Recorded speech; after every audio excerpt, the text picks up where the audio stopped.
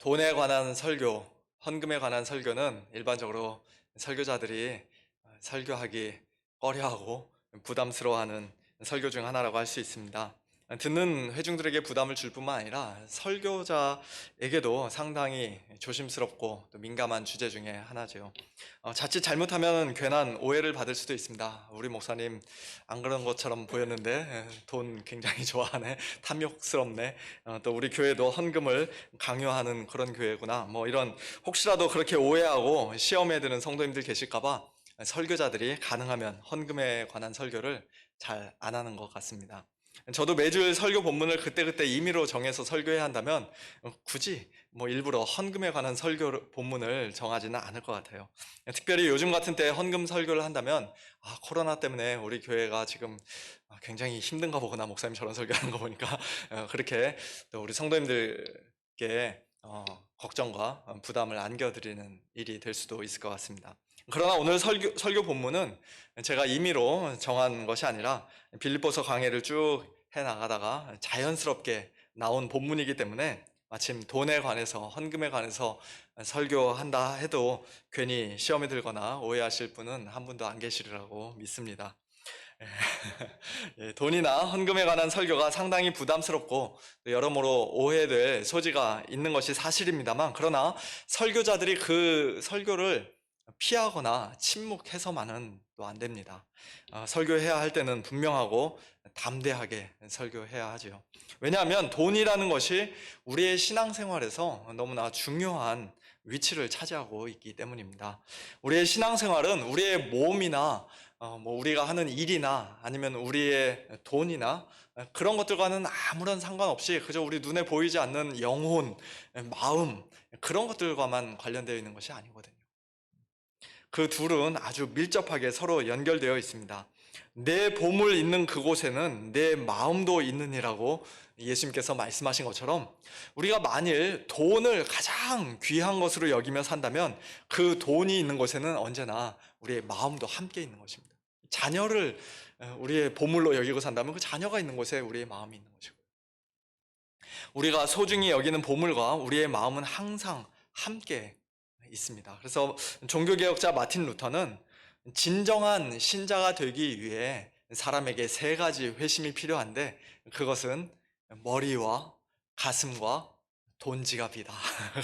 그렇게 이야기를 했습니다. 또 감리교의 창시자인 존 웨슬리 목사님은 돈 지갑에 회개 없는 회개는 진정한 회개가 아니다, 그런 이야기도 했습니다. 그만큼 돈과 우리의 신앙이 아주 밀접한 관계에 있다는 것이죠. 그렇습니다. 돈에 대한 우리의 태도는 우리가 어떤 사람인지, 우리의 마음이 지금 어디에 있는지를 적나라하게 보여줍니다. 우리가 정말로 구원받은 참된 성도인지, 그래서 하나님을 섬기는 하나의 수단으로 돈을 사용하고 있는 것인지, 아니면 하나님을 섬긴다고 입술로는 고백하지만 실제로는 하나님보다 돈을 더 사랑하고 돈을 더 중히 여기고 재물을 하나님 위치에 올려놓고 섬기는 그러한 사람은 아닌지, 돈에 대한 우리의 생각과 태도가 그것을 말해줍니다. 설교자들이 돈과 헌금에 관해 설교하기를 두려워하거나 부끄러워하지 말아야 하는 또 하나의 이유는 오늘 설교 제목처럼 주는 것이 받는 것보다 복이 있기 때문입니다. 이 말씀은 복음서에 기록되어 있지는 않지만 예수님께서 친히 하신 말씀이죠. 사도행전 20장에서 사도 바울은 에베소 교회 장로들과 마지막 눈물의 작별 인사를 할 때 예수님의 이 말씀을 인용했습니다.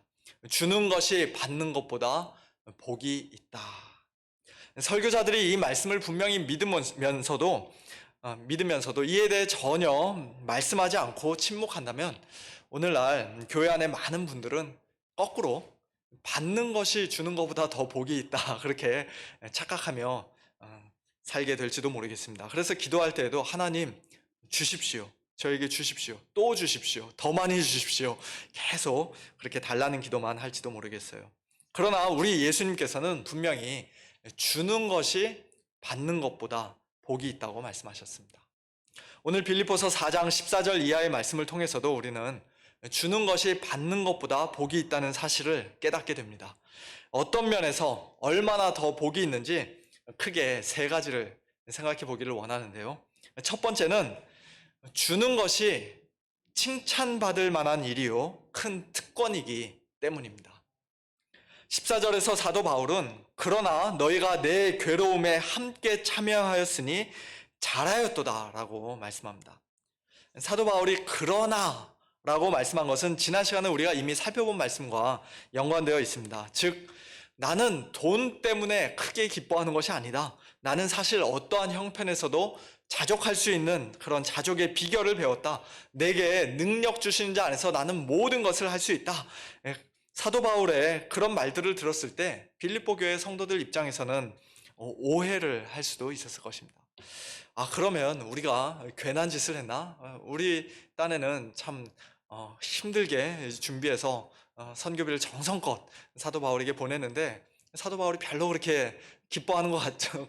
감사해 고맙게 생각하는 것 같지도 않고 또 이런 거 없어도 나는 충분히 자족하면 살 수 있다. 뭐 그렇게 말하는 걸 보니 우리가 참 괜한 짓을 했나 보다, 힘 빠진다, 그런 생각을 하실 수 있었겠죠. 그와 같은 오해를 막기 위해 사도 바울이 그러나 라는 말을 한 것입니다. 내가 당신들의 선교비에 목을 메고 있지는 않지만 그것 없이도 자족하며 살 수는 있지만 그러나 당신들이 나에게 선교비를 보내준 것은 잘한 것이다.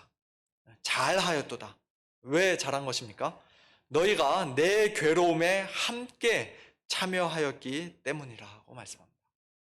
그렇습니다. 빌립보 교회 성도들이 사도 바울을 물질적으로 돕고 후원한 것은 분명히 잘한 일입니다. 칭찬받을 만한 일이에요.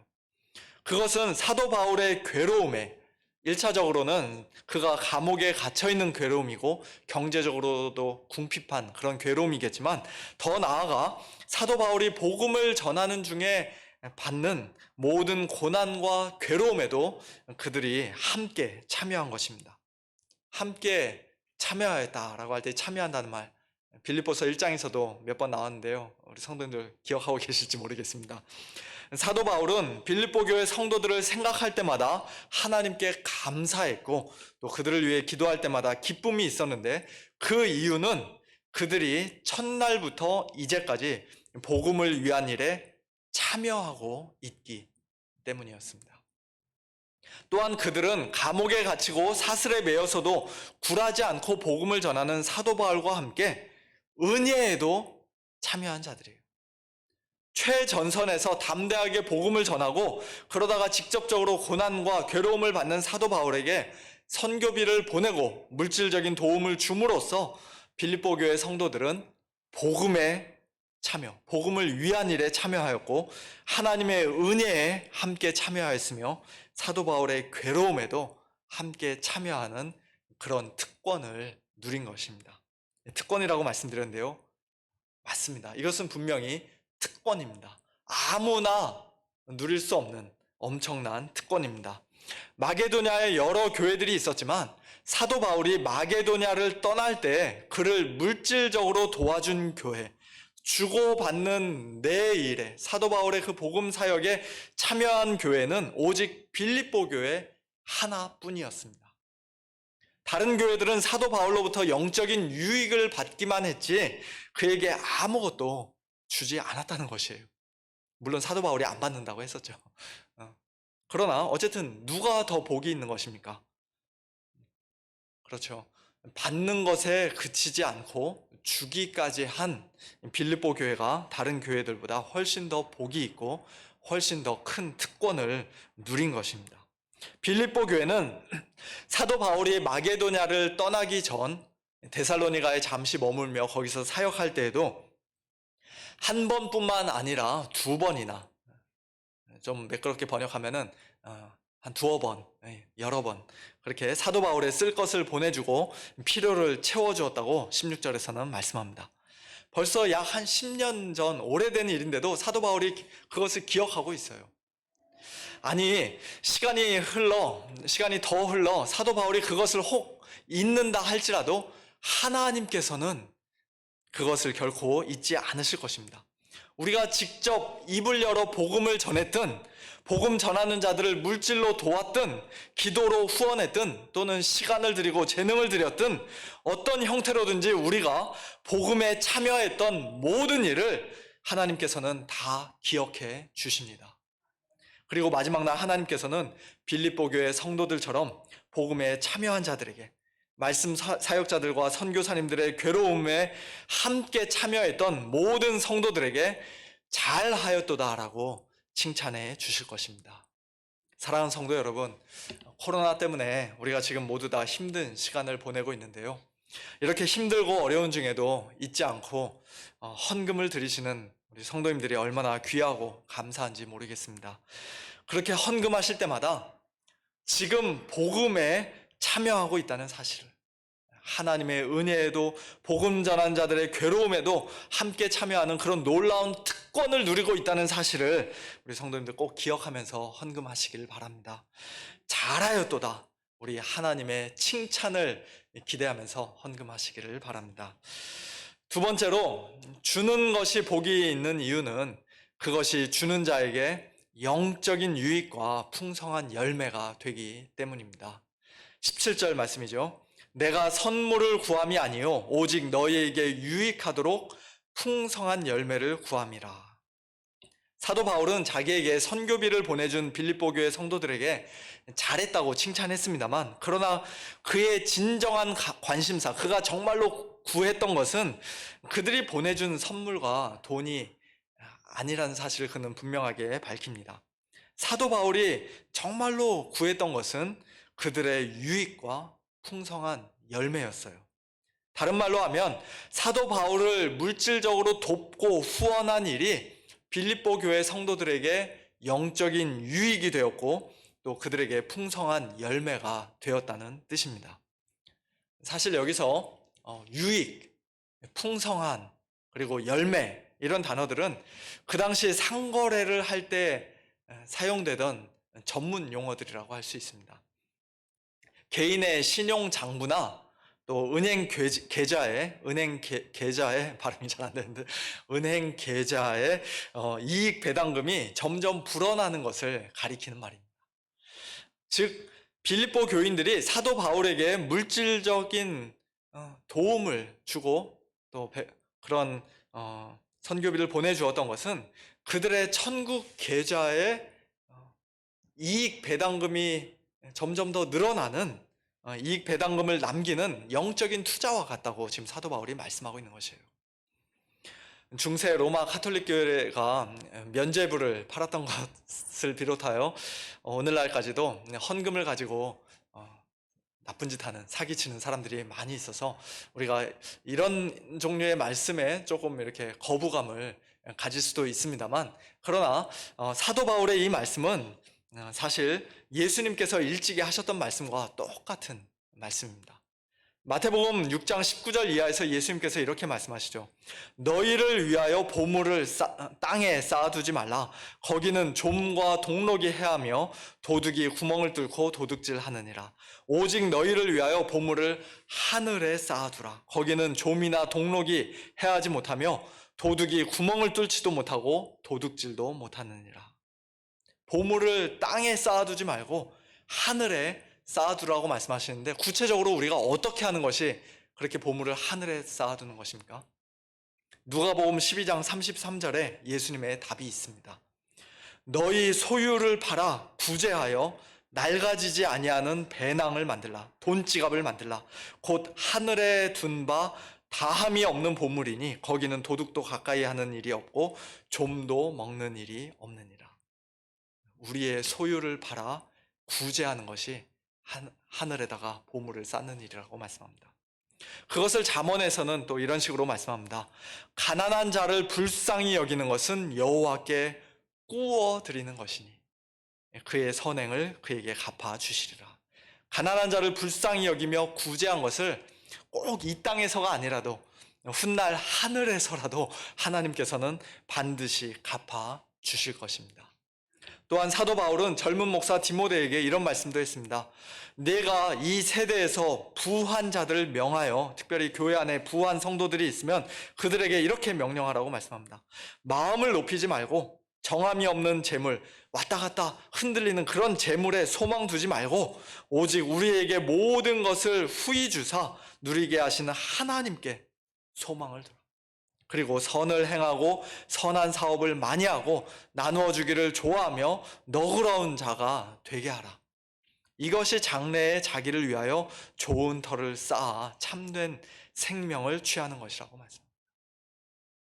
이런 말씀들과 정확히 같은 의미로 빌립보 교회 성도들이 사도 바울에게 선교비를 보낸 것은 그들의 하늘 계좌에 이익 배당금을 불어나게 하는 그런 영적인 투자라고 사도 바울이 오늘 본문 17절에서 말씀하신 것입니다.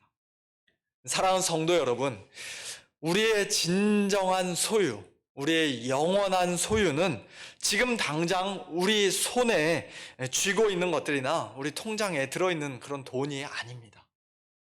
우리가 이 땅에서 남에게 나눠주고 베풀어준 것들이 우리의 진정한 소유요, 영원한 소유예요. 다른 사람들에게 나눠주고 또 하나님의 나라를 위해 가치 있게 사용한 만큼만 그에 비례해서 우리는 마지막 날 우리 각자의 천국 계좌에 얼마만큼의 이익 배당금이 남아있는지 보게 될 것입니다. 그것이 정확히 어떤 것인지 우리는 알 수 없지만 그러나 성경은 그렇게 말씀하고 계십니다. 그러므로 오늘 여러분의 소유를 팔아 구제함으로써, 굳이 팔지 않더라도 가지고 있는 것 가운데 일부를 떼어 구제함으로써 가장 안전한 하늘 금고에다가 보물을 쌓는 그런 지혜로운 자들이 되시길 바랍니다. 가난한 자를 불쌍히 여김으로써 하나님께 돈을 꾸어 드리시기를 바랍니다. 하나님께서 다른 사람들보다 좀 더 부하게 하셨다면 선행과 선한 사업을 더 많이 하고 또 너그럽게 나누어 줌으로써 장래 여러분을 위한 좋은 터를 쌓으시기 바랍니다. 그리고 빌립보 교회 성도들처럼 물질로 복음에 참여함으로써 하늘 계좌에 이익 배당금을 많이 남기는 그런 영적인 투자를 과감하게 하시길 바랍니다. 주는 자가 받는 자보다 복이 있다는 예수님의 말씀을 믿으시기 바랍니다. 주는 자가 복이 있는 세 번째 이유는 그것이 하나님께서 기뻐하시는 일종의 제사요 예배이기 때문입니다. 18절에서 사도 바울은 빌립보 교회 성도들이 보내준 것이 하나님 앞에 받으실 만한 향기로운 제물이요 하나님을 기쁘시게 한 것이라고 말씀합니다. 이것은 우리가 잘 알고 있듯이 구약 성경에서 하나님께 제사 드릴 때 사용했던 그런 용어들이죠. 하지만 2000년 전 예수님께서 우리를 위하여 자신을 버리사 향기로운 제물과 희생 제물로 하나님께 드리신 그 이후로 이와 같은 구약의 제사는 이제 모두 다 폐지되었습니다.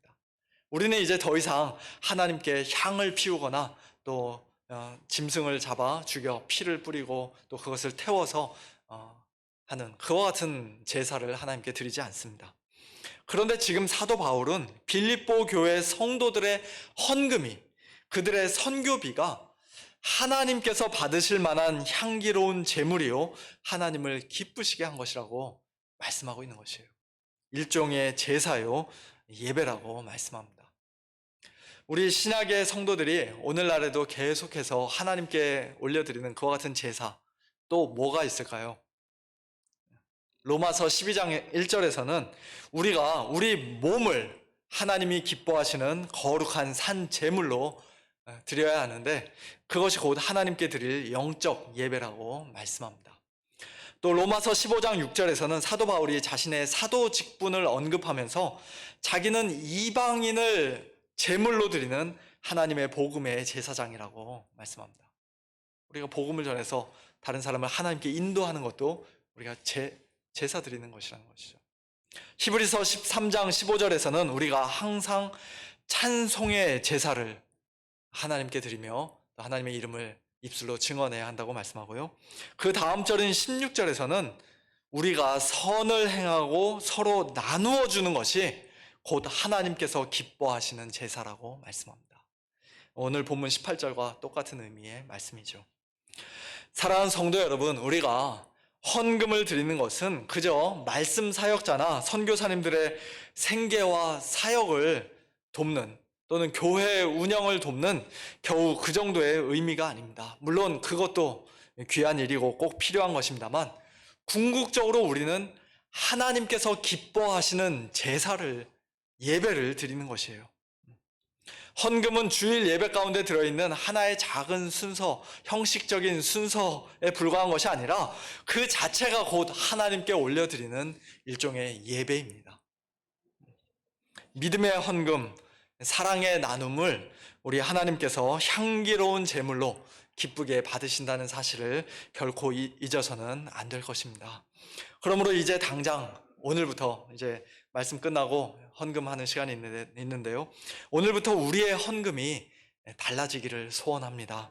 그저 형식적으로 의무적으로 드리는 헌금이 아니라 아까워하면서 마지못해 억지로 드리는 헌금이 아니라 정말로 하나님을 사랑하는 마음, 하나님 은혜에 감사하는 마음, 예수 그리스도를 믿는 믿음을 헌금에 담아서 또한 나의 이 몸과 생명까지도 아낌없이 주님께 드리겠습니다 하는 그와 같은 헌신과 결단의 마음까지도 담아서 하나님께 올려드리는 그런 아름답고 향기로운 제물이 되기를 우리 주님의 이름으로 축원합니다.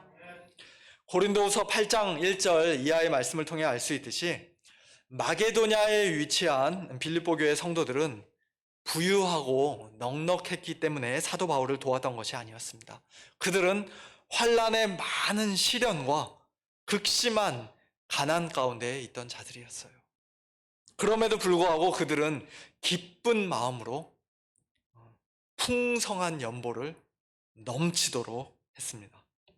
자기들의 힘대로 할 뿐 아니라 힘에 지나도록 자원하여 헌금했습니다.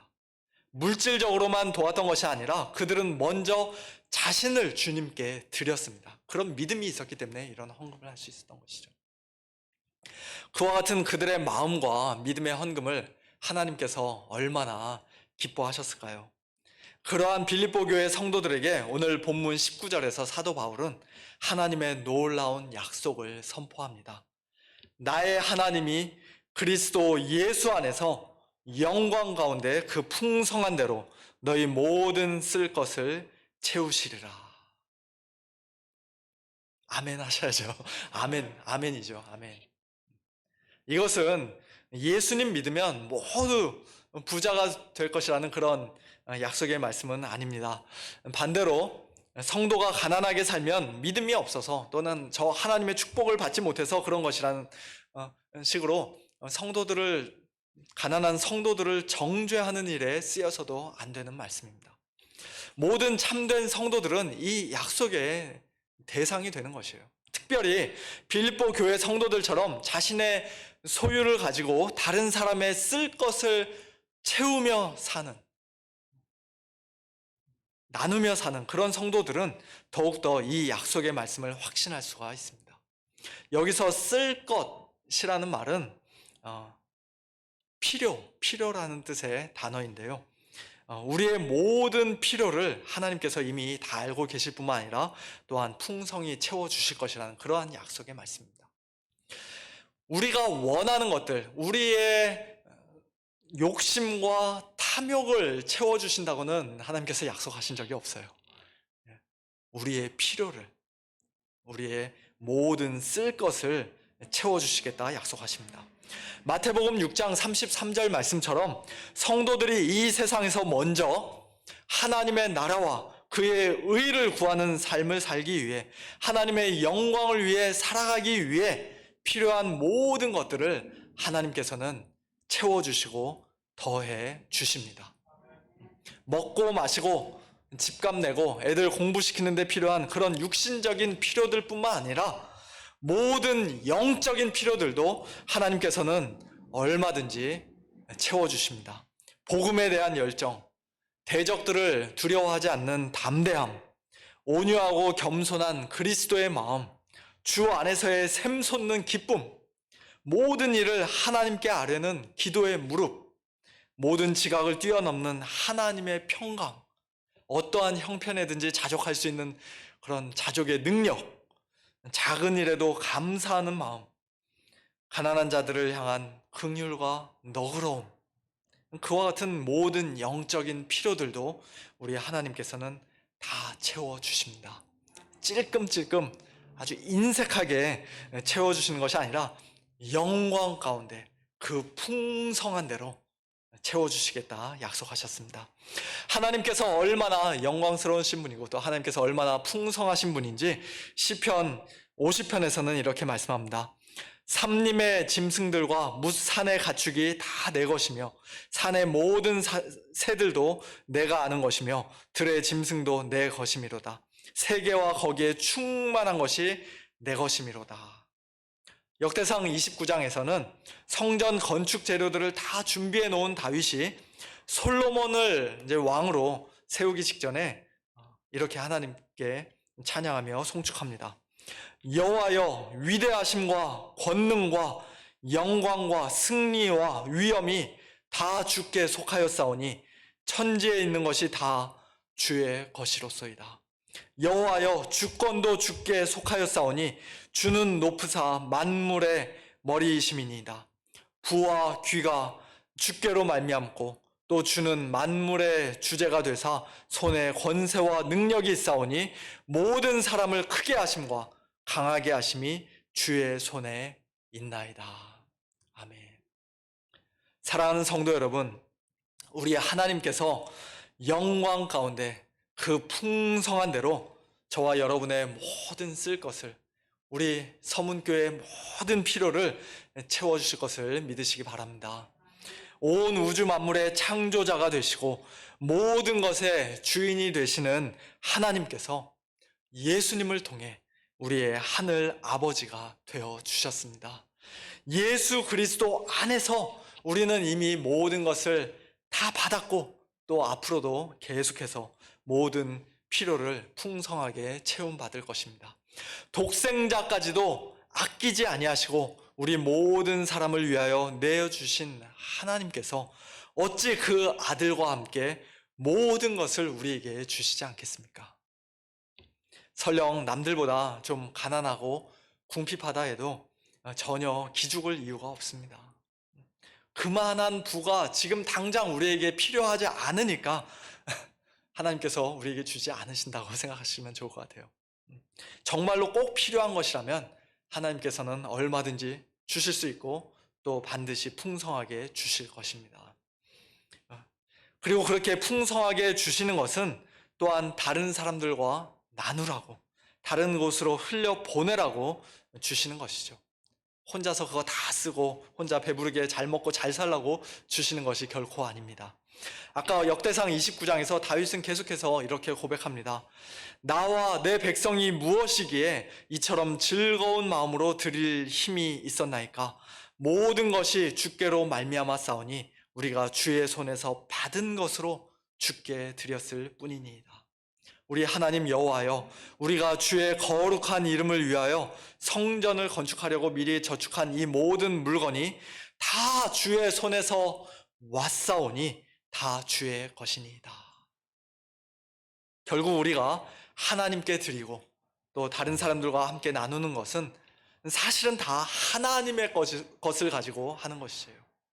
처음부터 하나님의 것이었고 하나님께서 우리에게 풍성히 채워주신 것으로 우리가 헌금도 하고 또 구제도 하는 것입니다. 그러므로 결국에는 오늘 본문 20절 말씀처럼 오직 하나님 홀로 모든 영광을 받으셔야 하는 것이죠. 하나님 곧 우리의 아버지께 세세 무궁하도록 영광을 돌릴지어다. 아멘, 아멘, 아멘. 이제 말씀을 맺겠습니다. 오늘 우리는 주는 자가 받는 자보다 복이 있다라는 우리 주님의 말씀에 비추어 빌립보서 4장 14절 이하의 말씀을 살펴보았습니다. 주는 자가 복이 있는 이유를 크게 세 가지 말씀드렸습니다.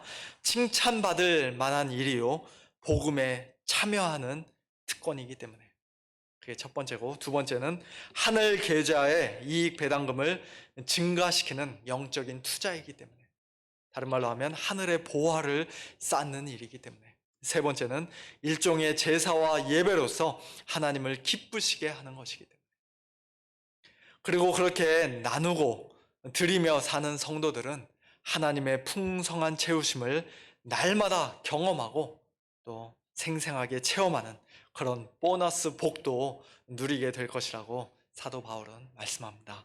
이런 복된 삶과 또 사역을 통하여서 하나님께 세세 무궁하도록 영광을 돌려드리는 우리 모든 성도님들과 우리 서문교회가 될 수 있기를 우리 주님의 이름으로 축원합니다. 함께 기도하겠습니다. 하나님 아버지, 감사합니다. 오늘 저희에게 있는 모든 것이 다 하나님의 것임을 다시 한번 고백하며 하나님께 감사와 찬양과 영광을 올려드립니다. 매일매일의 호흡과 생명을 비롯하여 저희의 모든 영육간의 필요를 하나님께서 신실하게 풍성하게 채워주셨기에 오늘 이 시간 저희들이 이렇게 하나님을 예배하고 있음을 믿습니다. 하나님께서 허락하신 물질 가지고 또는 시간과 건강과 지식과 여러 가지 은사와 재능 가지고 다시 하나님께 기쁨으로 돌려드리며 또한 다른 사람들과도 너그럽게 함께 나누는 그런 복된 성도들 다 되도록 하나님 축복하여 주시옵소서. 주는 자가 받는 자보다 복이 있다는 예수님의 이 말씀을 늘 가슴에 깊이 새기고 아주 작은 일에서부터 참되게 순종하고 실천하는 저희 모두가 될 수 있도록 하나님 아버지 은혜를 베풀어 주시옵소서. 감사드리며 살아계신 예수님의 이름으로 기도합나이다. 아멘.